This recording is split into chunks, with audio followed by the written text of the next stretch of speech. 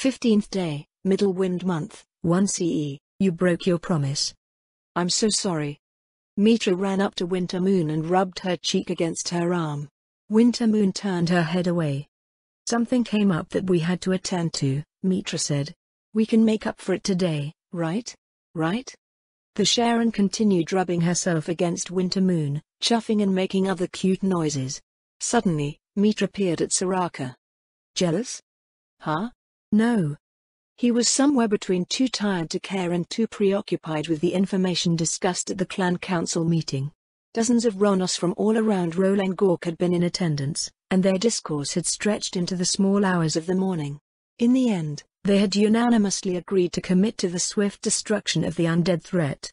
Logistical arrangements still needed to be made, but the entire tribal confederation was now on the warpath. Soraka, in particular, had been at the center of most of the discussion, as he possessed far more knowledge of the undead threat than any of the natives. No, that may not be the case. He looked at Winter Moon, who had returned to trying to figure out how to unlock her power as a dancer.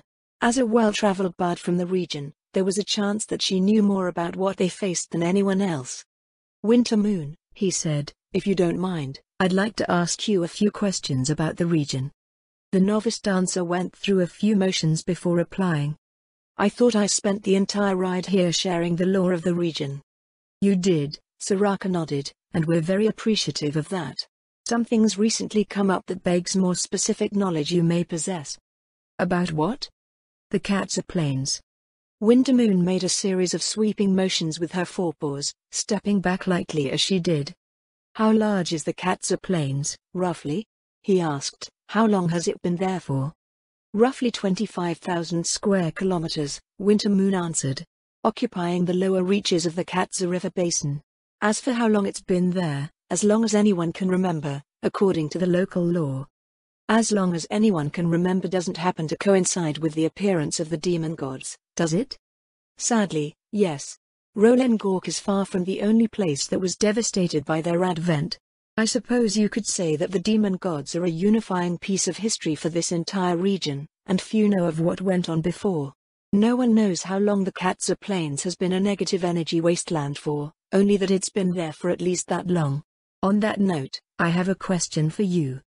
Sure, what is it? What is the extent of the area affected by the demon gods?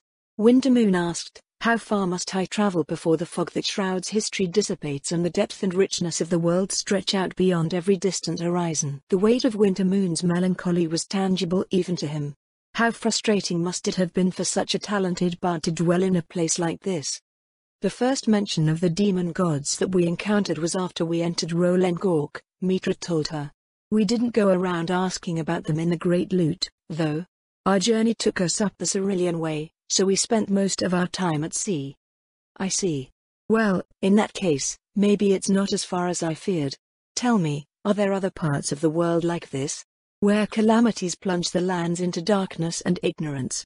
Almost every part of the continent has experienced a major calamity at least once, as far as our history tells. Others experience them repeatedly, or a calamity originates in one place and spreads to other parts of the world. They are a part of one of the great cycles of the world, one that happens every century. Every century? Winter Moon stopped moving around to stare at Mitra. Does that mean that the entire world is in a similar state? No, Mitra replied. The world is a big place and the calamities vary in severity. The central parts of the continent have only seen a few minor ones on the grand scale of things. There are probably some parts of the world that have been completely untouched because they're so remote and unnoticed. Unnoticed implies that one must be noticed by a calamity to be affected by it. Not always, Mitra said, but I guess most people think of calamities in terms of natural disasters, plagues and other things along those lines. These calamities, however, aren't those. These ones have intelligence. Like the demon gods appeared to be, the calamities that come with the cycles are usually beings of incredible power. Other times, strange items appear that act as a catalyst for chaos. Some say that they aren't even from our world at all. Soraka wondered if there was even a point in saying so. When the calamities made their appearance, understanding what they were and how they behaved didn't stop them from doing what they did. Those that encountered them could only pray that they would at least survive. If they're not from our world, Elishnish said, then where are they from? Who knows? Mitra shrugged. It's not as if we can do anything about it even if we knew. The point is that they're alien and powerful enough to arbitrarily impose their alien ways, and it's usually in some insanely irresponsible way from our point of view. I don't even pretend to understand what drives them. Have you encountered any of these calamities? No, and I hope that I never do. Though she said that, they knew that the cycle was due. If they were lucky, the next calamity would appear at the bottom of the ocean and never surface. Back to the original topic, Soraka said. Do you know anything about the Katza Plains denizens? A negative energy zone that old and large should at least have rumors of powerful undead lurking within. I'm not sure what you consider powerful, but there are tales of elder liches and the like. The most popular one involves an elder lich who captains a ghost ship that comes and goes, but I also know that Death Knights have appeared in the past as well. What happened to the Death Knights? Rumor has it that Baharuth's imperial army dealt with one before it could wreak havoc in its territories. Things like that come out rarely, but, as you mentioned, it's a negative energy zone that's been there for a long while. Who knows what else might be lurking deep within? It was what one might expect of local lore regarding a desolate wasteland filled with beings hostile to all life. His thoughts went back to the various speculations he had made on its existence and how the nations in its vicinity treated the place. In most parts of the world, allowing a negative energy zone the size of the Katza Plains to exist would be considered beyond foolish. Wintermoon confirmed Jirika's suspicions about negative energy dumping, so, rather than foolishness, it would be better to say that it was insanity. What led to the generation of negative energy was something that every civilization learned early in its development, but not all civilizations shared the same attitude or approach regarding that knowledge. In the case of the nations around the Katza Plains, they were aware of what it did to their territories since they purposely chose to conduct their battles there. Somehow, their purposeful decision to dump negative energy in the Katza Plains didn't also come with the realization that it was still a problem in the end. Or perhaps they just considered it someone else's problem unless the result came back to haunt them. It seemed that the short-sighted and selfish behavior characteristic of feral humanoids was not only limited to the environmental impact of their actions and their relations with other species. While he dwelt on his thoughts, Wintermoon returned to practicing with Mitra again. Have there been any major undead incursions to the neighboring nations in the past? He asked. I believe most would call a Death Knight a major incursion, Wintermoon answered. Something like an undead horde, Soraka clarified, or even an army. Wintermoon remained silent for several moments. After a few more refined-looking steps over the broken stone courtyard, she spoke again. Both have occurred. This sudden interest you have in the undead, does it have anything to do with Mitra's absence yesterday? You were all gone, as far as I know. It does, Soraka nodded. I'm not sure exactly how far your home is from the Katza Plains, but the Draconic Kingdom is currently being subjected to an undead invasion. Rolengork's migration has been pushed back to the lands held by Clan Dorica. I fear that Rolengork's invasion of the Draconic Kingdom has upset a delicate regional balance, and the undead have moved to exploit the crack that has appeared in their containment. Are the undead capable of that sort of thinking? Do they even care to think that way? It's difficult to imagine, I know, Soraka said. But the fact of the matter is that there's an undead army staring Clan Dorica in the face. Any semblance of battlefield cunning on the part of the undead tended to focus on committing atrocities against the living. It was fundamentally the same drive as any mindless undead. In a dark perversion of life, the undead sought to propagate unlife. Doing so involved acts that maximized the generation of negative energy. Thankfully, those behaviors were limited to spontaneous decisions on the part of the individual rather than incorporated into any grand, overarching strategy. I see, Wintermoon said. What does Rolengork plan on doing about it? There is only one thing to do, Soraka replied. Fight. The undead are beings of the lower realms, and their hunger is insatiable. The lower realms? We believe that there are 6 realms in the temporal world, Soraka told her. The upper realms are those of gods, demigods and sapient beings. The lower realms are those of beasts, the undead and the denizens of Naraka. Wintermoon's long, spotted tail curled and uncurled curiously. That's the first I've heard of those classifications, she said. How does that compare to the ancestral and natural spiritualism that I know of? There's also the concept of an afterlife that several religions have. Our people believe in the cycle of reincarnation and suffering. You believe in suffering? Soraka cleared his throat. The proper name for it is samsara. It is the cycle of rebirth. The suffering part refers to the trials, temptations, and impulses that come with mundane existence. When one dies, their soul returns to the whole and their karma determines their next reincarnation in the world. Evil beings descend into the lower realms of existence, while good beings ascend into the upper realms. That's a discussion for another time, however. I just wanted to know about any substantial threats in the Katsa Plains that may now be working their way across the Draconic Kingdom. What's there right now? The messengers from Clan Torika reported elder liches and countless lesser undead. By their description, there were also Death Knights. Those seem like substantial threats to me, Winter Moon said. But they're not unmanageable, Soraka replied. Do you know whether there are any Night Liches in the Katsa Plains? I'm sorry, I don't know what those are.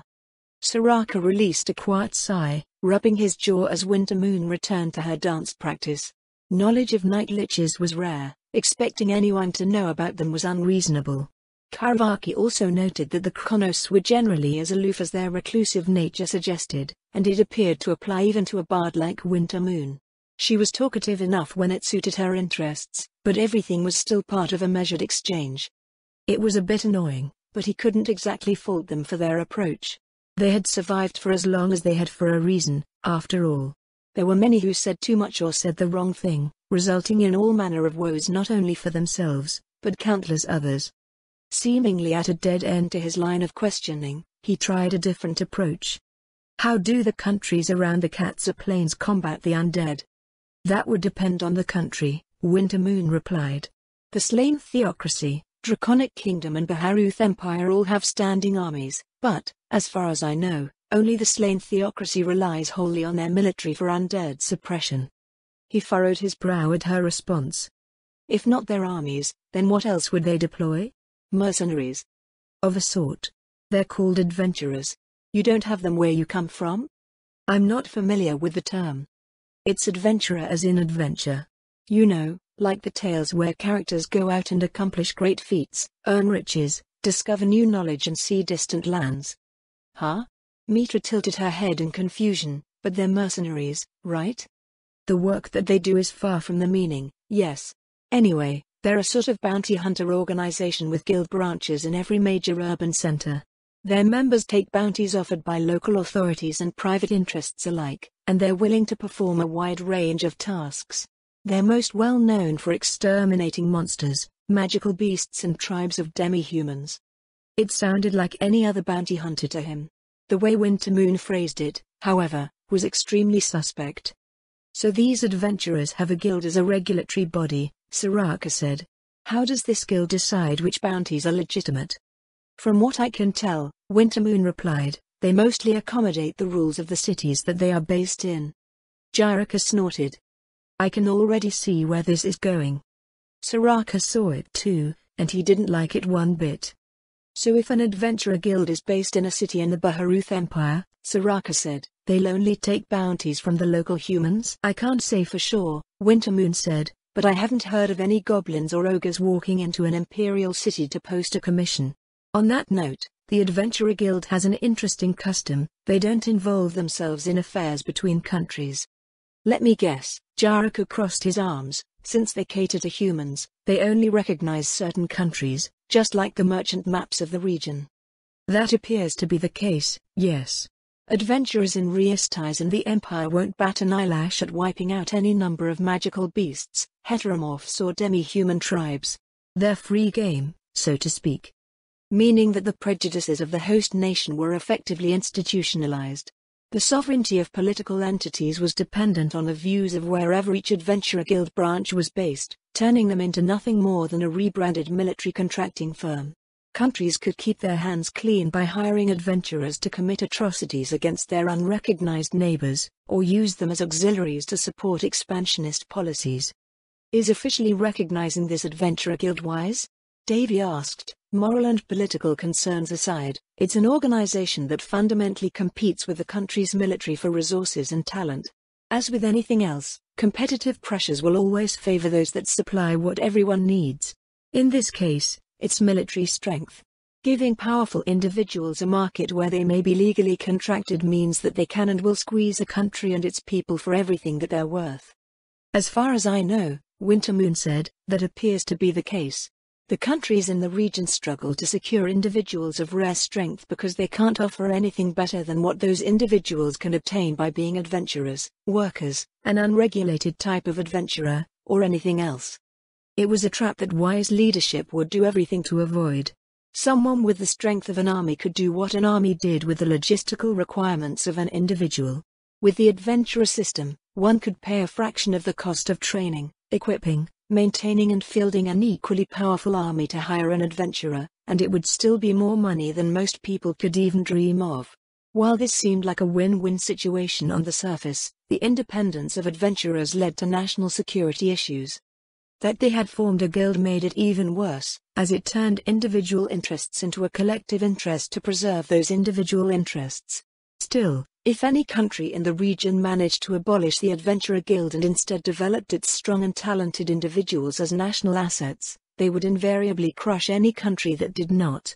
It didn't even need to be a level playing field, just not a ludicrously imbalanced one. Wait, this sounds familiar. Does this Adventurer Guild happen to be the organization that uses metal tags of increasing value to distinguish their members?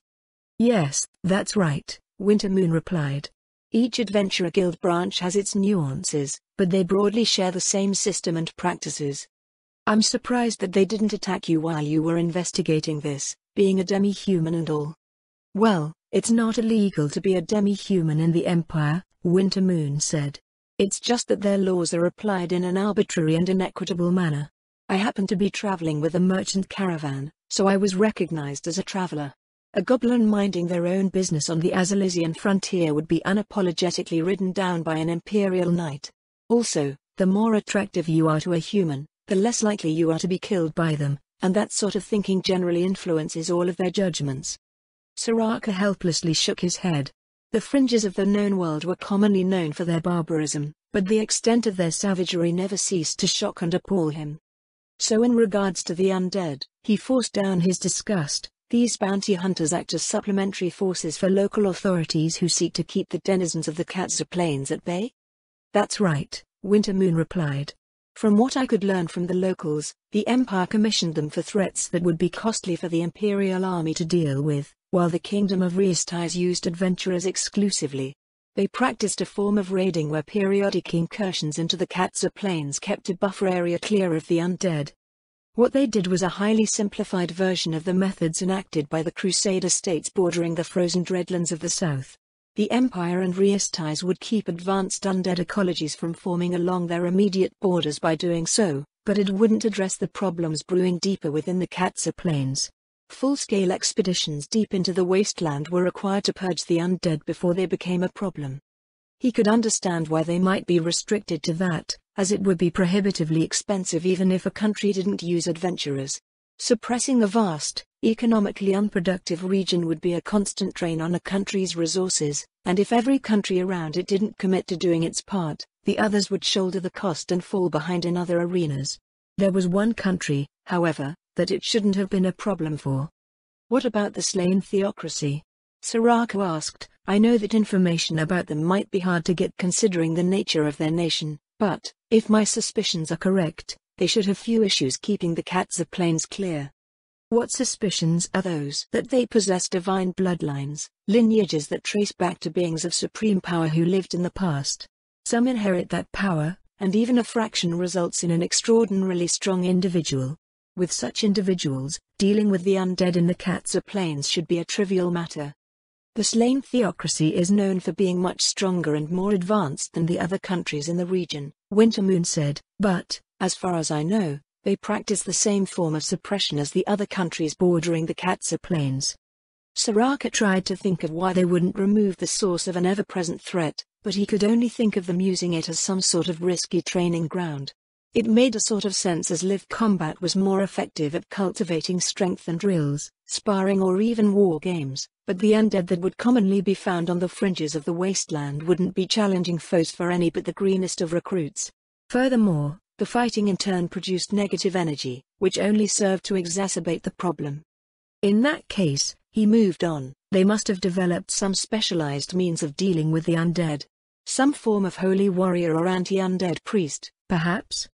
They have clerics, paladins, and priests, Wintermoon replied, which are more suited to dealing with the undead than the average demi-human mystic. I don't really know anything beyond that, aside from the fact that the ones from the theocracy appear to be a cut above the rest. I suppose one would expect that out of a theocratic state. He continued asking questions, but it occurred to him that he was asking a bit too much of Wintermoon. Her journeys as a bard seemed to consist of peaceful travels around the region, and much of what he wanted to know involved experiences and knowledge that she wouldn't be privy to. Information about the undead was even more scarce. It wasn't as if any sane person would want to be anywhere near them for longer than absolutely necessary, no matter how strong that person was. With the potential source of relevant information exhausted, Soraka left Wintermoon and Mitra to their practice. He went down from the upper terrace and strolled absently through Chalk's clanhold, his thoughts filled with what was going on in the Draconic Kingdom and Rolengork's response to it. Would a Dragon Lord even allow the undead to overrun her lands? The ways of Dragon Lords were difficult to understand, at best. Even their mixed descendants struggled to grasp even a fraction of their mindset. Dragon Lords held themselves in a lofty way that was easy to mistake for arrogance, but the truth was that they simply had a far wider perspective than most could comprehend or even perceive. They tended to not care for individuals, communities or even countries. Empires could rise and fall in any number of ways and they would consider it acceptable. What was important to them was the world, and that the world functioned according to parameters that only beings of a primal nature such as they could sense. It was not something that they learned from others, it was a fundamental aspect of their being, something that they existed specifically to do. With that role came their stupendous power and the ability to warp reality with a primal sorcery known as wild magic. The Dragon Lords of old were a force unto themselves, and they answered to nothing but the world itself. Still, he couldn't imagine that the Black-Scaled Dragon Lord would accept her domain being invaded by the undead. As far as he could tell, her domain was human in nature. Getting raided by beastmen was one thing, but the undead were another entirely, and their actions would leave a long-lasting stain on her domain even if she let the situation continue for long. Was she not present? Or even dead somehow? Or perhaps she wasn't very strong, being relatively young by a dragon's measure. It would explain much of what had happened to her country. If that were the case, there was a good chance that the Katsa Plains would grow to include the lands of the Draconic Kingdom. The self-centered attitude of the countries in the region would most likely see them remain passive to the threat. From what he knew of the slain theocracy, they would be more than happy to let the undead wipe out Rolengork and the other non-human powers in the area. Using a third party to achieve their pro-human goals was a good way of avoiding any direct intervention by the Platinum Dragon Lord. If the undead succeeded in their conquest, however, it would be the birth of a second Dreadlands. That was something that absolutely could not happen. Soraka's stroll took him past the smithy of the human enclave, where he found Shulk being measured by her human slaves. He stopped to regard them, a foreboding sensation washing over him. "What are you doing?" he asked. "I told them what was going on," Shulk answered, "and they insisted on making armor for me." "Well, they haven't made armor for an sailor before, but they said they would try." "Armor? Why?" Shulk looked up at him in confusion. "Because the clans are calling for warriors to fight the undead in the Draconic Kingdom? That means I should be going. Also, Kaimali was right, this is the perfect opportunity to prove myself to the warrior clans. Getting their support early would be good, yeah?" He glanced at the human artisans, then around at the busy enclave. A low growl filled his throat. "No," he said. "No? You cannot go." But why?" "There's too much at stake here," Soraka said. "Out in the Draconic Kingdom, you would be little more than one novice warrior amongst many. What you can do for Rolengork here in Kostarafi-Kerala outweighs what your contributions on the battlefield might be by far." Shulk looked back and forth between her artisans, then out at the nearby Osalo watching them. "The warrior clans will look down on us," she said. "We'll be marked as cowards." "They don't even recognize your existence yet," Soraka replied. "You may face some personal difficulties, but cooler heads will prevail once people understand the value of what you're doing here. I'll speak with Rana Saj about it while I'm out there with them. He's a forward-thinking fellow, but all of his energy is dedicated to defending your confederation." I'm sure he'll be more than happy to voice his support for your cause. The young Overlord blinked up at him. Wait, she said, you're going to fight for us? But why? You have your own responsibilities, don't you? I do, Soraka said, and stemming the expansion of a dangerous negative energy zone while it's still possible is in the best interests of my government. Having nothing but an endless blight greeting us when we finally expand our sphere of influence here would be trouble that we don't want. The undead are not just Rolengork's enemies, they are the enemies of all life. But the undead have already killed so many people, Shulk said worriedly. You made it seem like they were dangerously powerful yesterday, too. Dangerous for Rolengork, perhaps, Soraka offered her confident grin, but not for us. Be it one Death Knight or 100, we'll put an end to this army of darkness. Don't worry about us. Focus on leading your people out of this other darkness that shrouds them. Rolengork believes that it has always been alone, and to be alone is a curse, a terrible curse that brings with it close-mindedness, stagnation and decay. Sometimes, even madness. You have a monumental task before you, Shulk. To survive, Rolengork can no longer be alone. Shulk's shoulders slumped. She released a sigh of resignation. I just wanted to beat Rolo the Red. 15th day, Middle Wind Month, 1 CE. I must say these past few days have been remarkably fruitful. A wisp of breath rose from behind the goblin strategist's white feather fan. Two elder liches came up to the war room's central table.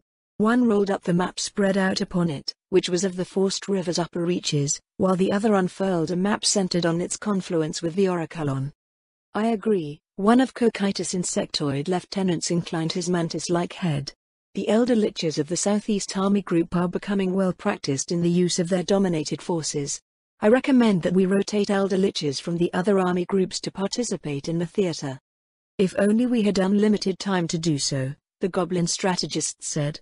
Alas, we have but a week or two before sufficient reconnaissance has been collected to advance with. Early spring had come and gone, but it was still frigid high on the northern slopes of the Azalisia Mountains. The headquarters of the Sorceress Kingdom's Northern Army Group had relocated from the central Azalisia Mountains to a newly constructed facility that overlooked the ever-growing Azalisia Arsenal, the massive shipyard founded shortly after the Frost Giants joined the Sorceress Kingdom. The shore was filled with the industrial yards, workshops and storage facilities that fed the dozens of dry docks lining the coast. As high as the war room of the headquarters was, even the Frost Giants working below barely registered as specks in Ludmilla's vision. Vessels, from the Sorceress Kingdom's new barges to Frost Giant longships of traditional make, were in various stages of completion. It was here that the trade fleet conveying cargo to the Draconic Kingdom was built, and many more were on the way. About half of the shipyard's current capacity was reserved for research and development. Naval architects, artisans and maritime enthusiasts had come from around the Sorceress Kingdom to create a community attached to the arsenal. Granted, there were few such individuals, most of them were Frost Giants, and the settlement only amounted to a large village, but it would surely grow as demand for the arsenal's products did. At this rate, Lord Cocytus' brain-shaped lieutenant said, we'll have explored the limits of their warbands by then anyway. There is only so much they can do when operating in that fashion. Don't forget that amphibious assault early on, a red, and like lieutenant said. They've amply demonstrated their ability to conduct complex offensives as a large force. Their current challenges stem from the nature of this theater. The front is wide, and a force of 20,000 beastmen is too few to defend it. Much like the Sorceress Kingdom's elder liches and Lady Sheltia's vampire brides, Lord Cocytus' lieutenants did not have names. In her head, Ludmilla could only refer to them by their color or some other distinguishing characteristic. She couldn't just arbitrarily name them, yet being unable to address them properly felt horribly rude, not to mention confusing for others when there was more than one present. For their part, they didn't seem to care. Still, they haven't shown any signs of buckling, the Green Lieutenant said. Their warbands are resilient, flexible and mobile. We've learned more about company-level operations from observing them than we have from a year of exercises and experiments. Yet we cannot incorporate most of what we have learned from them into the low-level undead forces, the Brown Brain Lieutenant said. The degree of micromanagement demanded by the Elder Liches is not worth the advantages gained. Most of the undead units are incapable of carrying out the complex tasks demanded by those tactics, anyway. Every drop of knowledge and experience is important to the development of the Royal Army, the Red Lieutenant said. If what we learn cannot be applied to our forces now, it can be applied later. Either way, it still applies to our approach against these beastmen. Ludmilla pondered the exchange. She had a sense of how the Sorcerer King's closest vassals, their subordinates and His Majesty's summoned servitors defined things according to their value to their liege, and it was to the point that it was obsessive. Service, tribute and even thought were weighed and measured, and they would step over one another in the manner that highly competitive and absolutely loyal vassals would. As Lady Shiltier once told her, if something got them even 1 millimeter closer to achieving His Majesty's desires, they would be more than happy to help accomplish it. This applied to everything and anything, and they were jealous of every opportunity to do so. Of course, this also applied to Ludmilla and any of her assignments. Still, there were differences between them. The brown-brain lieutenant tended to be aggressive and quick to discount the value of outside knowledge, expertise and attitudes. The green mantis lieutenant was something like the opposite and actively embraced new knowledge and ideas from external sources. The red ant lieutenant ended up being a sort of peacemaker between them, seeking common ground and recognizing benefits to both sides' positions. So the brown one is Salacious Orul, the green is Amodzilla and the red, Zoran Kao. Did that make Lord Cocytus Queen Auricula's? Probably not. She shook the thought away. Has something caught your attention, Captain Zaradnik? The green mantis lieutenant asked.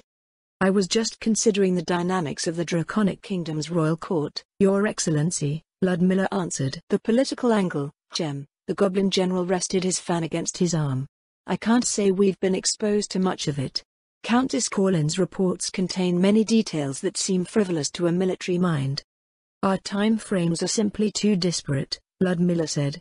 The Sorceress Kingdom's diplomacy will require years and decades to achieve our government's policy goals, while the Royal Army's campaign is slated to end before summer. Friction in the form of political and economic resistance was to be expected.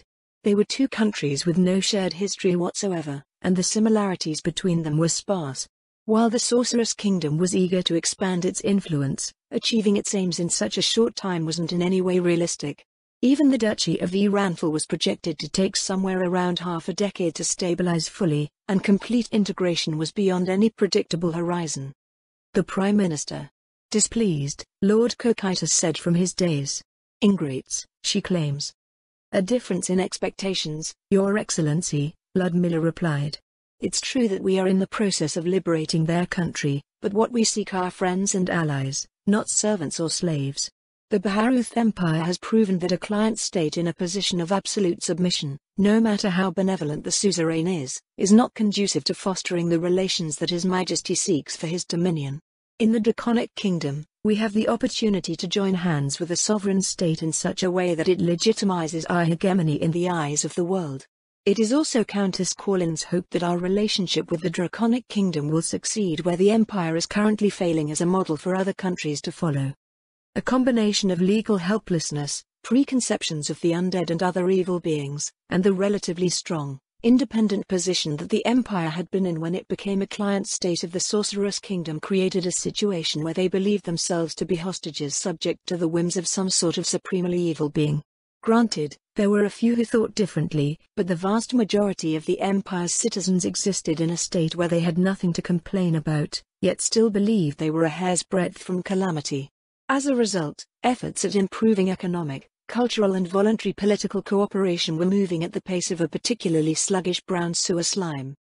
The Grand Marshal raised a claw to scratch his icy blue head.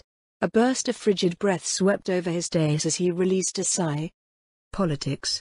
Not for me. Here, Sigurd thumped the base of his frost reaver against the ground.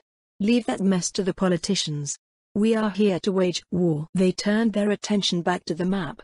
Elder liches had placed markers upon it, displaying the disposition of forces on both sides. As the Green Lieutenant had mentioned, 20,000 Beastman warriors could not adequately cover the 150-kilometer front, which ran along the Forst River in the north and the Bileas River in the south. Then again, neither could the Sorceress Kingdom's expeditionary army. Over the course of their sweep from the Katza Plains, they had managed to gather roughly 150,000 Beastman zombies. Additionally, The Southeast Army Group had deployed all of their elder liches to the theater, seeing it as an opportunity to practice commanding dominated contingents from the Katsa Plains. That added 60,000 easily replaceable undead to their available forces, which were used for ongoing experimentation against the Beastman defenders. Though they had 10 times the numbers as their opponent, it was still inadequate for the size of the theater. Unlike many a tale of war and valor, armies of any size did not conveniently gather to attack and be attacked unless they decided to. However, the Beastmen were clearly at a disadvantage when it came to the defense of their territory. At least if one thought as humans did. The Beastmen's answer to the problem, however, came almost immediately. Rather than act defensively to preserve their limited and outnumbered forces, they went on the offensive. It was devastating to the forces of the Sorceress Kingdom, and the Royal Army's General Staff lauded it as the correct and rational course of action on the Beastmen's part.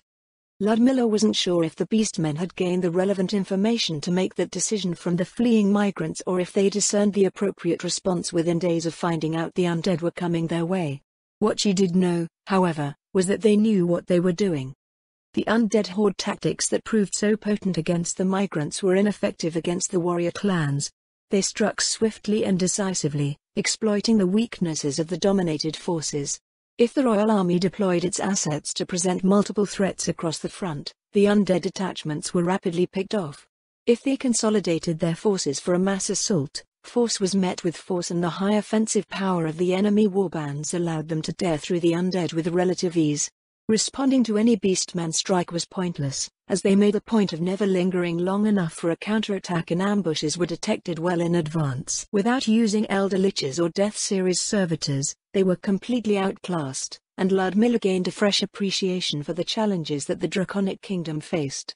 It was one thing to hear about their troubles, it was another to witness what they faced in detail.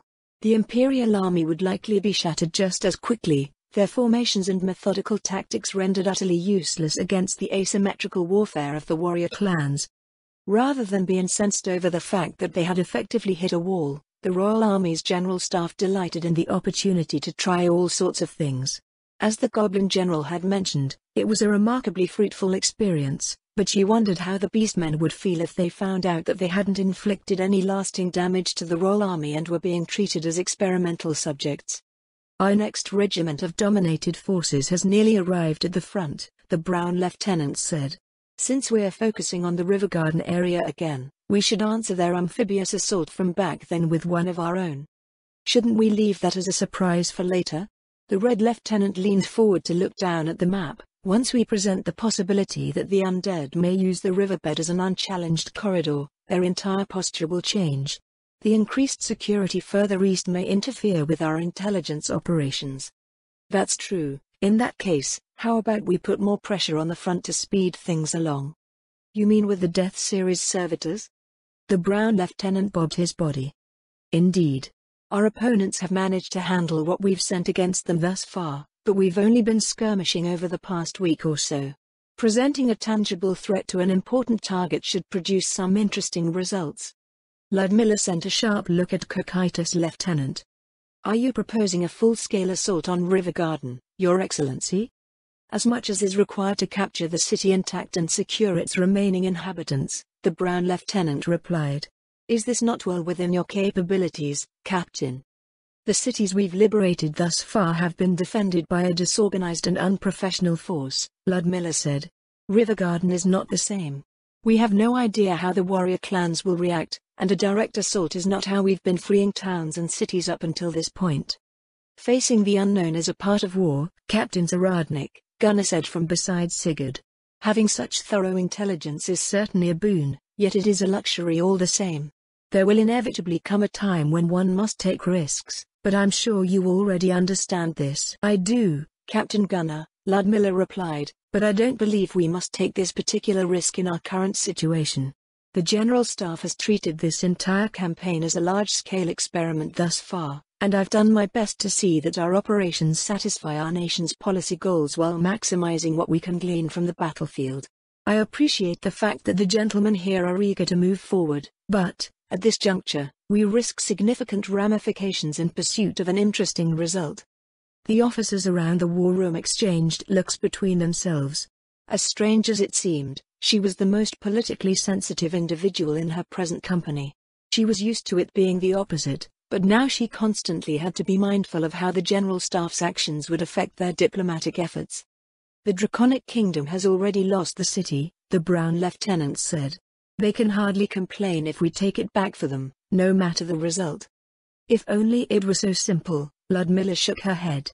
People tend to focus more on negative outcomes than positive ones, and bad rumors fly faster and farther than good ones. The Sorceress Kingdom's geopolitical position is already difficult enough for us to work with as it is, which is why our goals in the Draconic Kingdom are what they are.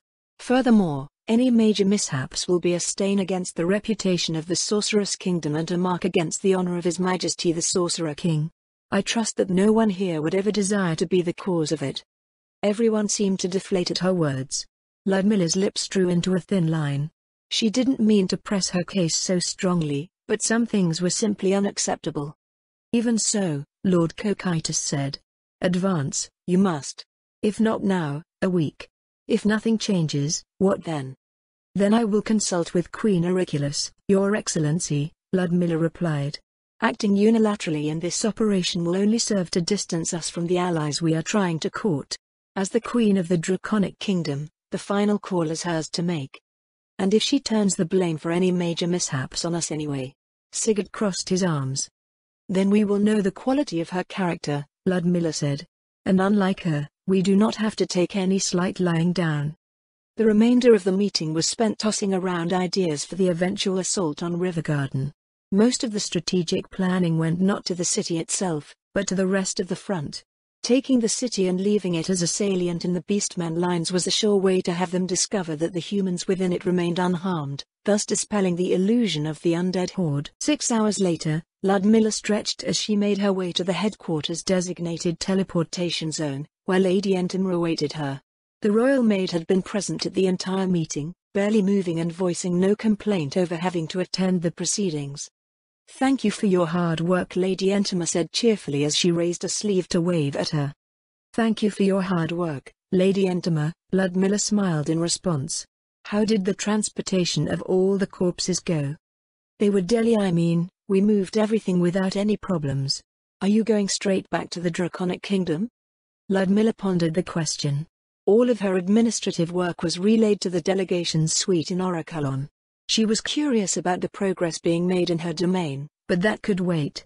That left only one major thing that might require her presence. If it isn't a bother, she said, could you contact Lady Shultier and let her know that I'm available for a while if she needs me for anything? Sure thing. Lady Entima reached into her frilly sleeve and produced a rectangular talisman. She attached it to her forehead, or at least the forehead of what Ludmilla assumed was a mask, and went still.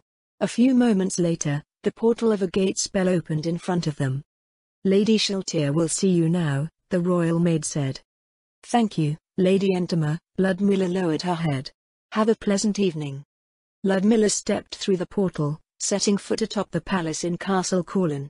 Lady Shultier stood before her with a vampire bride to either side. Welcome back, she said. If only for a while, Ludmilla lowered her head in a curtsy. I hope the evening finds you well, Lady Shultier. Lady Shultier came forward, wrapping an arm around Ludmilla's elbow. It certainly has improved, now that you're here. Tell me, do I smell like anything to you?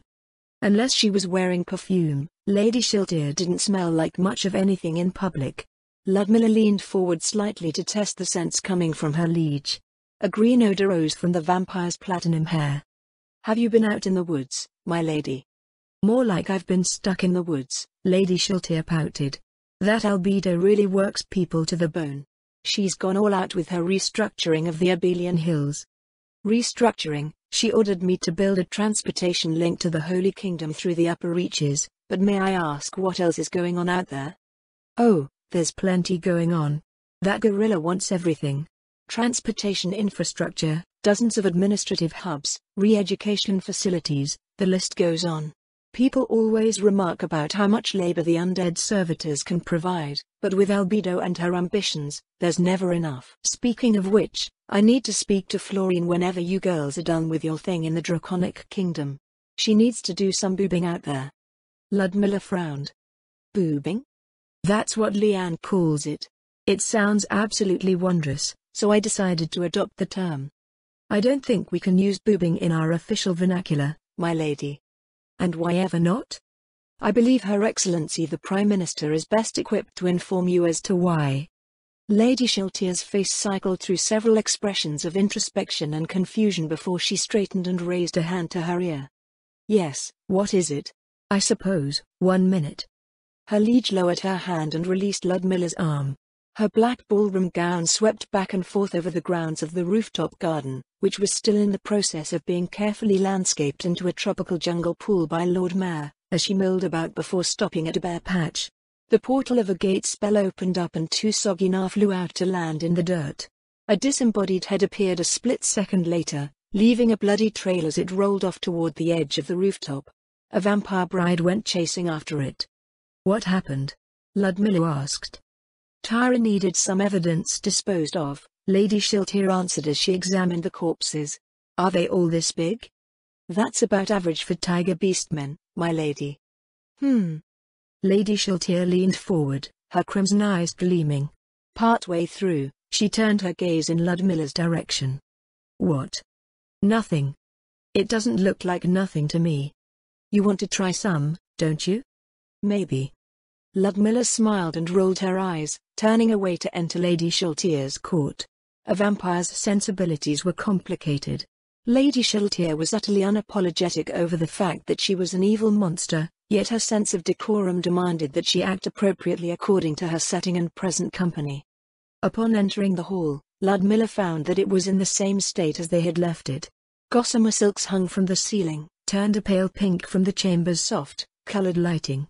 The marble floor was similarly tinted, offering hazy red reflections on its perfectly polished surface. Ludmilla seated herself at her desk, staring down at the fine ebony craftsmanship before turning to lie back on her comfortable chaise. Her eyes idly scanned the ceiling as she considered the task before her. Achieving victory was one thing, doing so while minimizing collateral damage to the Draconic Kingdom and its subjects was another. Their overall strategy only worked up to the point where their opponents stopped fleeing in mass panic and took the time to analyze what was actually going on. In a way, Lord Cocytus Lieutenant was right, though not for his stated desire. The longer they lingered where they were, the more likely the beastmen would work past their preconceptions. The less mindless the undead appeared, the more the enemy would start to wonder what the objectives of the undead horde were. They had to act as effectively and quickly as possible. A dim shadow fell over her as Lady Shiltier came in to join Ludmilla at her desk, wiping her fingers on a stained white napkin.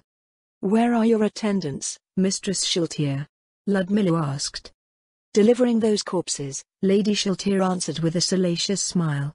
"Why, are you finally ready to spice things up and make it a foursome?" "I was just wondering. How were the Na?" "Lacking," Lady Shiltier sighed. "It's as if they died without knowing they were dead. There was no fear, despair, panic or any sense of struggle." "Well, Tara is an assassin. Her targets shouldn't know what's about to hit them. Also, doesn't that mean you tasted what they were like normally?" "I did, and it was boring. I'd prefer that they tasted more like, well, prey. As something like a human." The mindset of a pure predator was something that Ludmilla could only try to understand from an outsider's perspective. Humans only shared some of the primal feelings and sensations that obligate carnivores did, so that part of their psyche would always be difficult to fully empathize with, even as a ranger.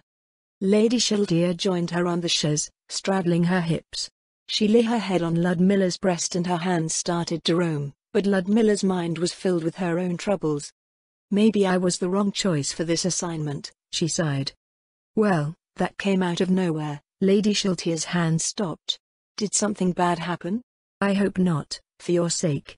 "On the contrary," Ludmilla replied, "everything is as close to perfect as reasonable. Which is enough for any sane person to wonder if they're ignorant of any problems that may exist. And what might go wrong?" "Nearly everything. We could lose 2 million of the Draconic Kingdom's citizens, which would result in an indelible black mark on the Sorceress Kingdom's reputation. Tactically, victory is assured, but the strategic and diplomatic outcomes are still in question."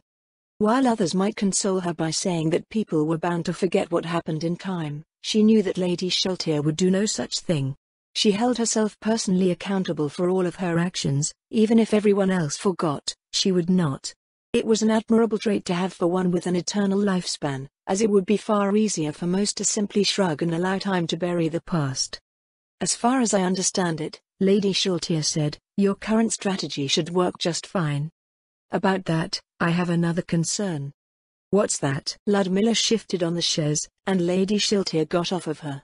She sat up beside her liege, reflecting on her conclusions since falling upon the Conlord in pursuit of General Sa'ukanian.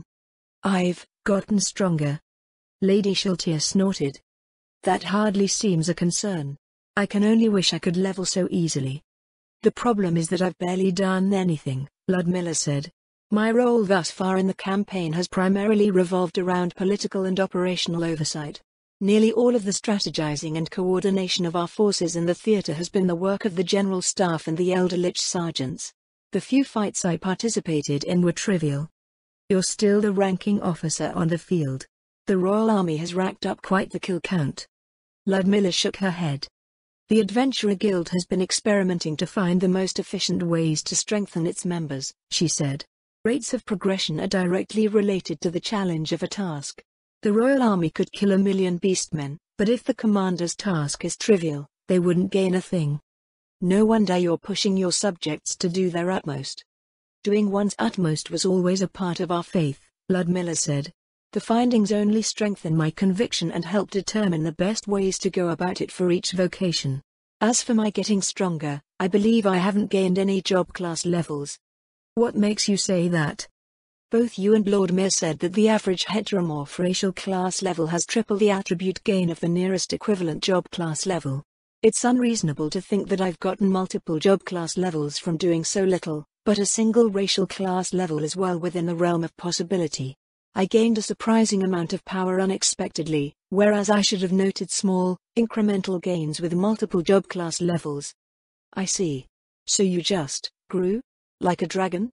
The most likely culprit is my ability to absorb negative energy. Ah, you mean the death-made thing? The corner of Ludmilla's mouth twitched. Yes, mistress. Between my time in the Empire and this campaign in the Draconic Kingdom, I've been exposed to substantial amounts of violence and death. In terms of negative energy, the wake of the Royal Army is spotless, yet the way we're waging war is. Her words trailed off, and she swallowed. It was her first quality that truly felt undead. For her to grow as a revenant, she needed to absorb the very force that was an antithesis to the living. And to create it. Atrocity calls to unlife. Ludmilla blinked. I beg your pardon, mistress. That's what it is, isn't it? Lady Shiltier told her, unspeakable brutality, exquisite anguish.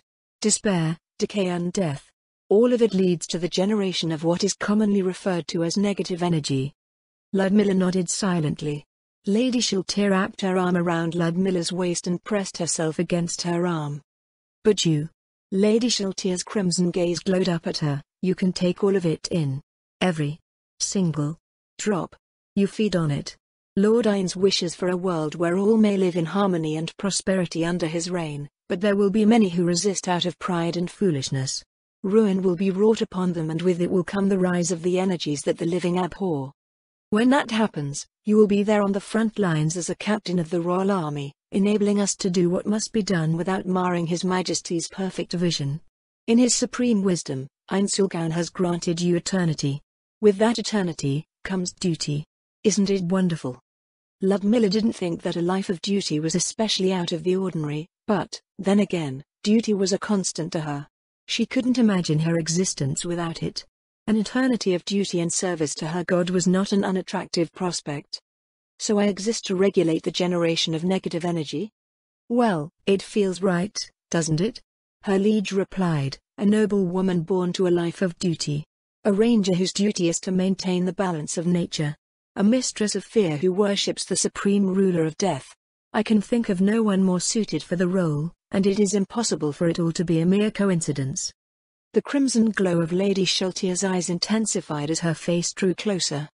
Atrocity calls to unlife, she said softly. And you can manage it all as you please. To me, it seems that you have been granted a license for atrocity. A sweet smile formed on her liege's lips as they brushed lightly up Ludmilla's neck to whisper in her ear. "You should use it.